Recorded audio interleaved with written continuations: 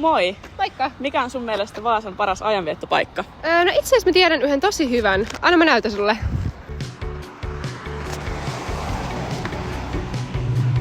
Tervetuloa Smash Roomiin.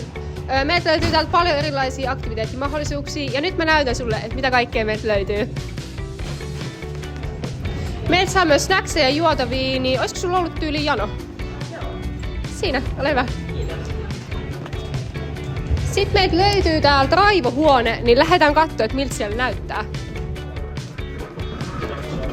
Täällä onkin pojat jo ihan valmiina, mutta täällä sä voit tosiaan hajottaa ja tuhota paikkoja ja asioita niin paljon kuin haluat. Ja täällä sä pääset seuraa, kun sun kaverit hakkaa tuolla tavaroita.